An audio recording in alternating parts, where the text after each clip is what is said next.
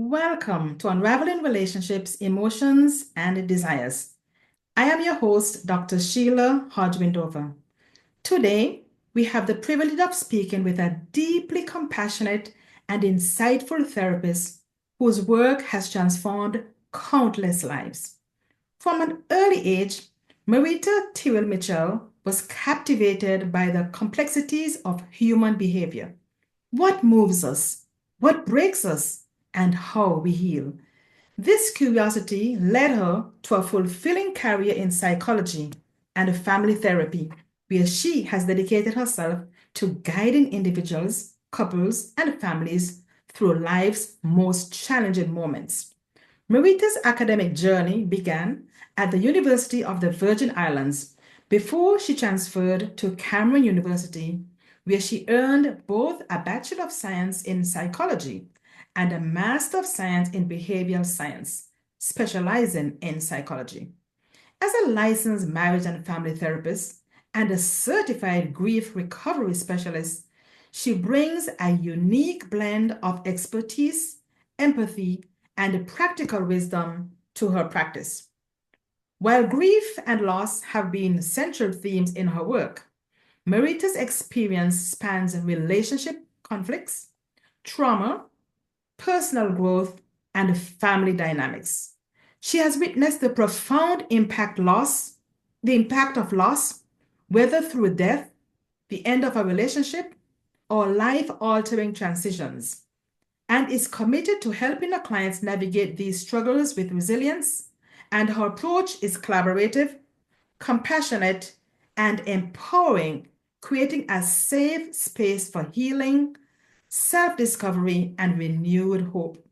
Merita believes that therapy should not just address pain, but also cultivate strength, helping individuals and families not only survive their struggles, but also emerge with deeper understanding and purpose. Merita, your journey is a testament to the power of empathy and transformation. We are thrilled to have you here today. Welcome to the show. Thank you for having me.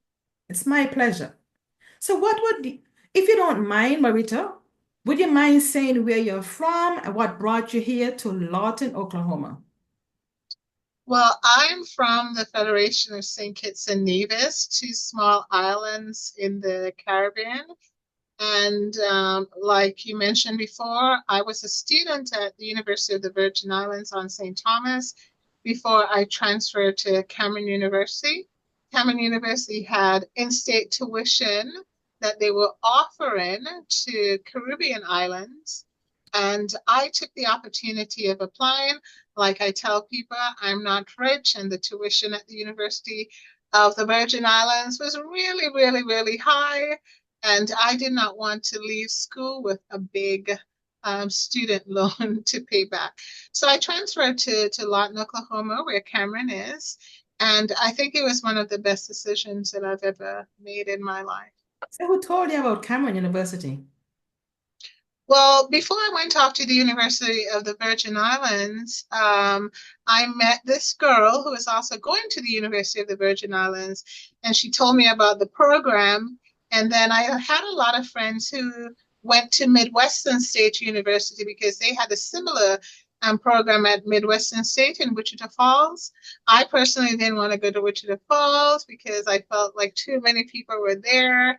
And so when Cameron University came up close to Wichita Falls, close to Texas, I decided to apply and I got in. Okay, off the record, would you mind tell us some of your accomplishments at Cameron University? Um, I know you don't like to boast, but would you mind? so one of the accomplishments that I can remember being at Cameron, I won the Dr. Valerie Wen Miss Black Cameron University pageant. I was the first Caribbean person to win it, and it afforded me a tuition fee waiver to finish my undergraduate and my master's degree. I've also been inducted into different what should I call them, different groups at Cameron. I've also had a lot of fashion show to raise scholarship funds for international students. I have a book scholarship at Cameron for international students. And so pretty much when I got here, I just got involved in a lot of things. And um I think those are a few that I can think of Okay, I know off you're the top very of my humble. head. I know you're very humble, so I wouldn't put you on the spot anymore. So what was your academic journey like from primary to high school? Well, I went to the Bastia Girls School, and then I went to junior high, and the Bastia Girls School blended with Bastia Boys, and they're now known as Beach Allen. But before I went to an all-girls school, um, and then to junior high, which is now Washington Archibald High School, and then I went to Bastia High. And so pretty much I love learning, and I think that each school has shaped me into the person that I am today. I can remember my kindergarten teacher, Miss Mills, my grade one teacher, Miss Tuckett, my grade three teacher, who is Miss Trotman, and my grade six teacher, Miss Joseph. And so till this day, they still ask for me. So those are some of the teachers that I think helped to shape me. And so when I moved on to junior high, I was able to kind of assimilate, you know. Yeah, And then high school, it was the same thing. But I think my elementary school Basket Girls really, really shaped, you know, gave me that strong foundation. well, thank you very much for explaining so well to us about your early days in school. I'm not going to speak about mine, otherwise I will not going to be quiet. So, who or what inspired you who inspired you to pursue your education and to focus on grief and loss? So I can't really say that it was a single person or a single event, but one of the things I remember in junior high school, when I would come home for lunch, I always wanted my grandmother to be home. And I wanted my grandmother, at that point, I knew what death was. And so I wanted my grandmother to live forever because I loved seeing her. And also I think, um, I would have to say my mother. I remember we would go on Sunday walks. You know, every Sunday we would do something. And back in the day, there was when we used to grow sugar cane, we used to like to sometimes go to the sugar field and cut the cane, which we weren't supposed to do. And so we had walks like those with my mother. And I remember I wasn't in junior high as yet, and I asked her a question. I asked her, and we were walking over a bridge, and can you believe, I'm afraid of heights.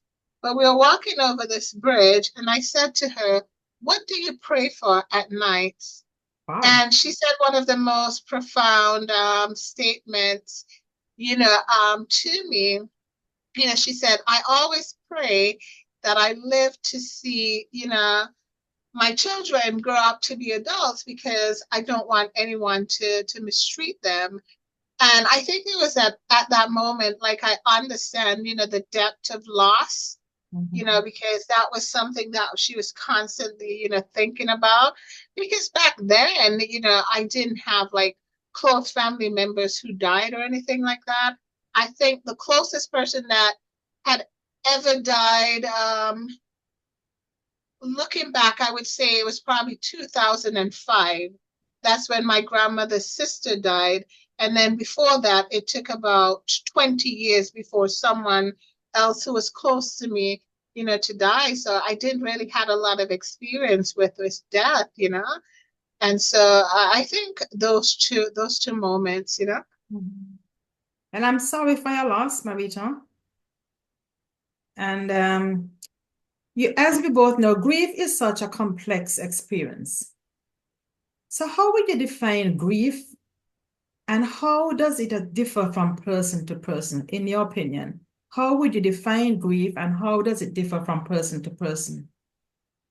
So I would define grief as the conflicting feeling caused by the end of or change in a familial relationship. And one of the things that I want people to know is that grief is not only limited to death, but it can stem from significant loss, such as divorce or any major life transition that, persons might be experiencing.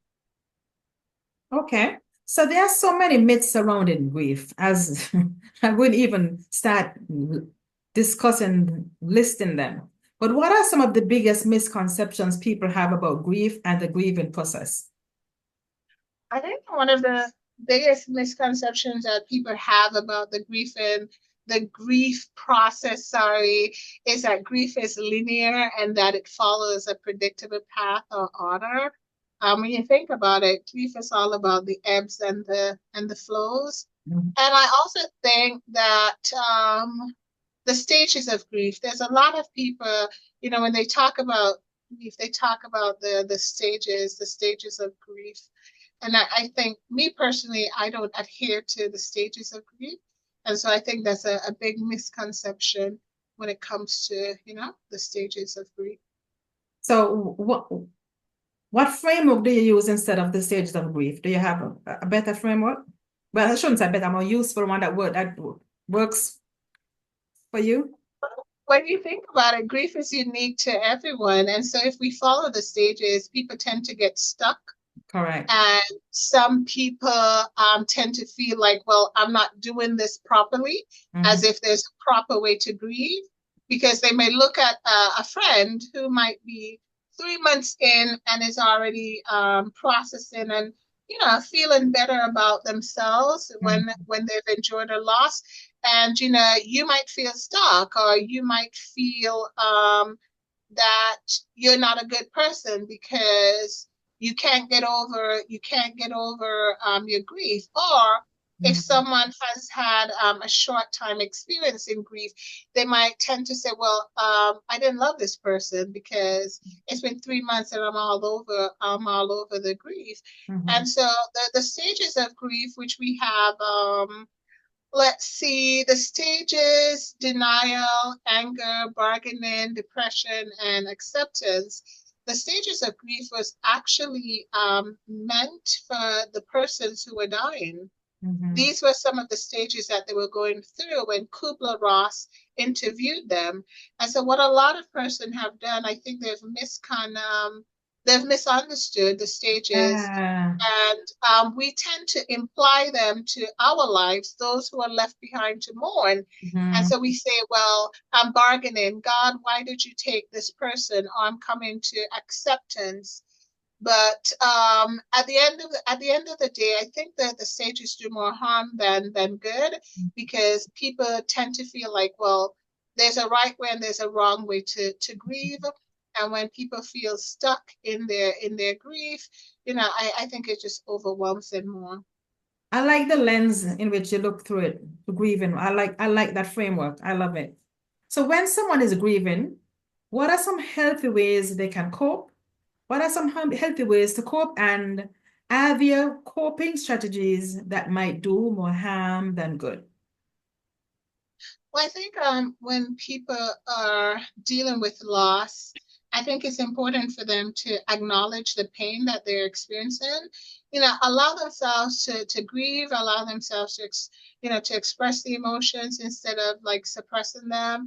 I think to identify an unfinished business, which means getting to that point of recognizing that there's a lot of unresolved emotions you might have had with that person that was left unsaid. I think also people have to take inventory of the relationship that they've had with that person, because sometimes when you look at it, the relationship might not have been the best before that person passed away, and so sometimes we have to forgive ourselves for not being maybe mature enough to talk to that person, before they pass away. And I think just being able to express yourself in a safe space, maybe like writing letters, talking to someone who's very supportive. And I think also getting into routines, like building a routine that can be helpful for people who need to cope. And I think one of the most harmful ways someone can deal with coping with loss is when they isolate and they suppress their emotions. And also keeping busy as a distraction, because a lot of times people will tell you, well, I'm always in the gym, or I'm always working, because I don't want to think about the loss, I don't want to think about the pain. But when you go home at night, what's there? Mhm. you know all of that emotion comes back. So those are a few things I think that people can do when it comes to coping, and also some harmful things as well, like I mentioned. Okay. So if someone wants to support a grieving loved one, what are some of the best ways to support a loved one who is grieving, and what should people avoid saying or doing? Okay, so when someone is grieving, I think it's important to listen to them without trying to fix them. I also think it's important to just allow them to grieve in their own way, because we have a tendency to tell people, hurry up, why are you still grieving? It's been three Mhm. years or a year or 6 months. And I think that it impacts them negatively. And I think people should avoid minimizing a person's loss. Someone might say, well, you and your mother didn't have a good relationship, or you and your father didn't have a good relationship. Why are you crying? Why are you stressing? Why are you feeling so much grief? Mhm. Whether that is true or not, remember what grief is. It's the change in a familial relationship, a pattern, familial pattern. And I think rushing the grieving process and comparing people's grief, those are things that people should avoid. Because someone may say, well, I got over my mother's death after 6 months. Okay, that's you. Your relationship was different from this other person's relationship, with their mother. Correct. So sometimes grief becomes overwhelming, as we all know.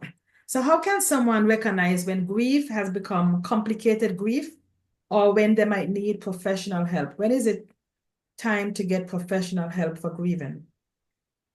Well, I think when people become emotionally numb, also, detached, when they engage in a lot of self-destructive behaviors, or they keep themselves preoccupied, or there is like a lot of avoidance. I think that's when they should think about seeking help, because at the end of the day, no one has to suffer in silence. All right. you know and like I mentioned, grievers sometimes just want people to be a heart with ears, just someone to listen. And so Mhm. I think those might be some red flags or some signals that they should seek help. Okay. So does grief differ in different relationships? And how does culture influence the way people experience and express grief? And how should counselors approach grief in diverse populations? So let's talk about grief in different relationships. Okay. So when we look at grief in different relationships, it does differ depending on, the relationship that you've had with that person, how long you've had that relationship with that person, and sometimes the intensity, of that relationship, as well. Let's say, for example, someone might grieve.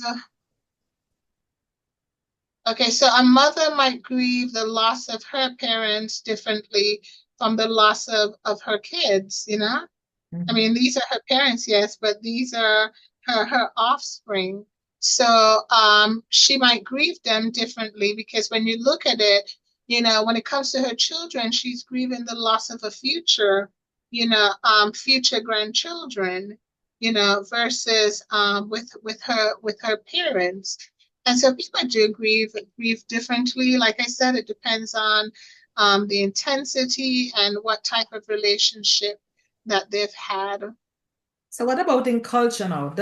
Is it different in different culture? And how does culture influence the way people experience and express grief? Well, different cultures have a way Let me of interrupt grieving. a little. Let me interrupt a little bit because I know, for example, over here in America, when it comes around pets, grieving is done differently than how it will be done for pets in the Caribbean. So Yeah. different It's culture, it's very different. Yeah. And so I do agree. And it goes back to the relationship, the type of relationship that you have.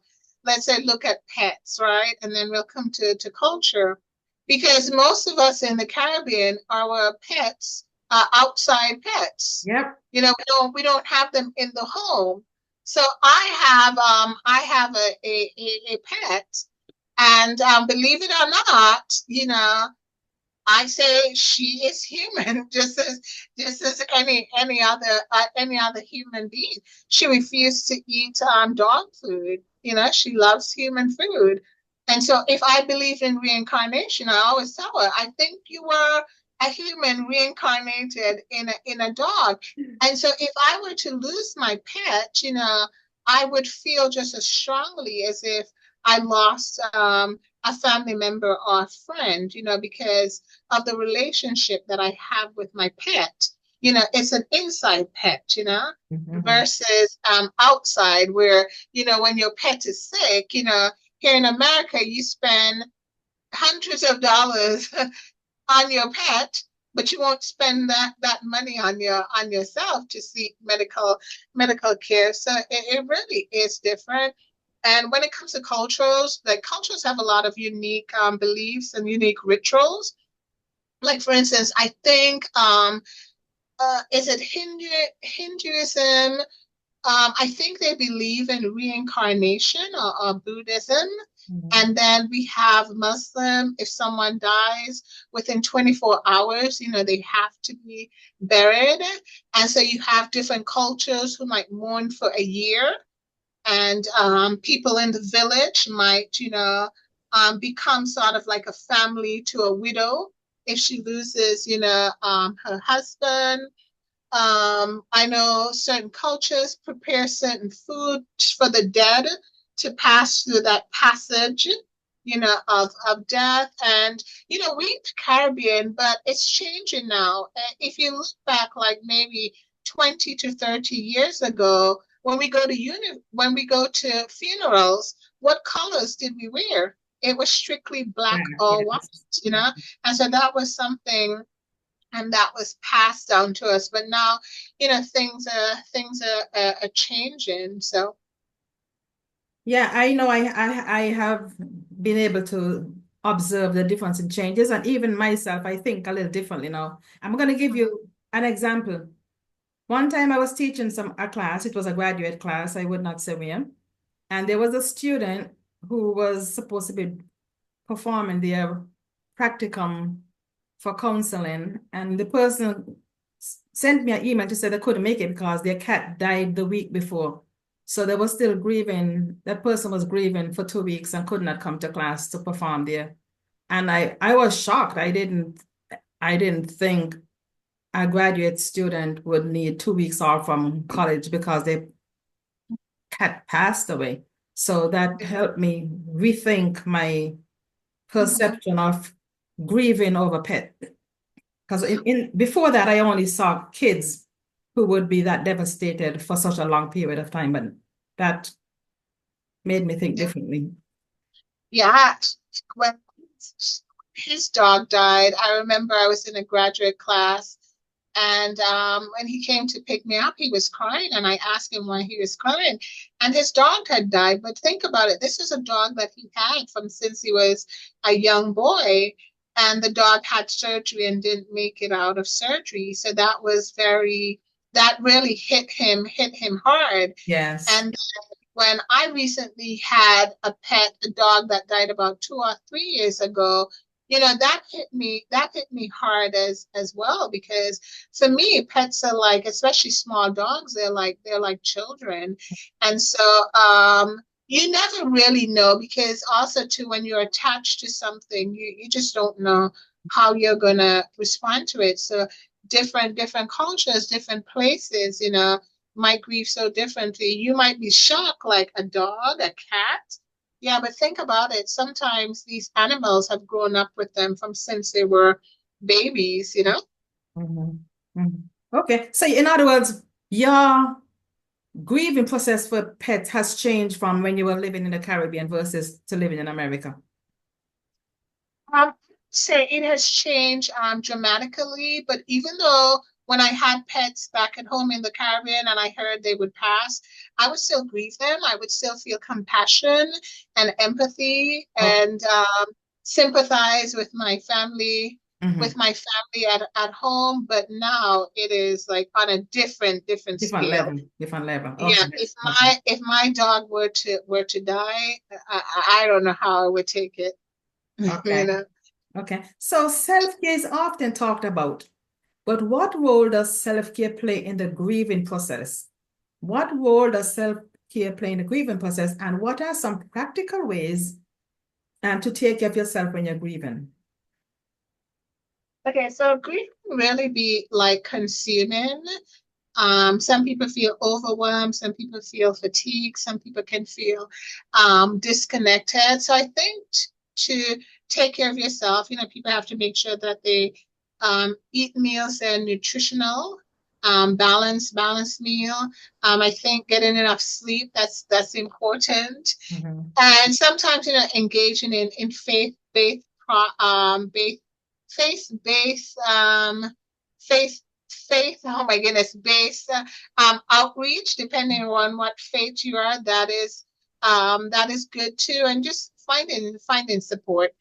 These are ways that people can make sure, they take care of themselves in order to be resilient and in order to cope with intense emotion. Because when you look at it, when we're dealing with grief is not a one size fit all. Mhm. Grief is different, it's complex, and it's different, for everyone. Correct. So grief is not something we just get over, even though some people will tell you that. So how does grief evolve over time? How does grief evolve over time, and what does healing look like when there's no closure in the traditional sense? So grief is like fluid, and it's an ongoing process. And so for everyone, it's unique. How it unfolds, it's gonna vary. It all depends on the type of loss, the type of relationship that you've had, with that person.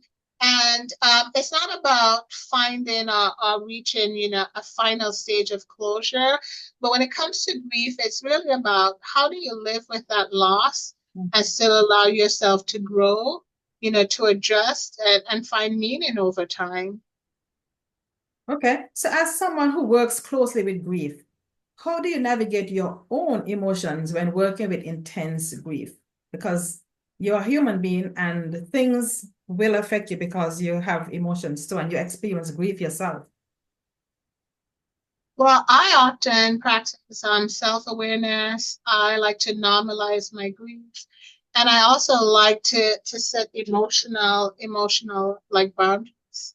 I You love that. know, when it comes to my grief. But I like to say, even though everyone grieve differently, because this is something that I've studied for a long time, my emotions just don't get too overwhelming, because I'm able to, like I said, normalize it, and work the things. Good. So what would you say to someone who is afraid to seek help for their grief? I believe firmly that no one should suffer in silence, because a lot of us do suffer in silence. Grief is a heavy burden to carry. And I think it can be helpful to talk to someone or just have someone to listen to. I like that. So, what would you say to somebody who is afraid to seek help for their grief?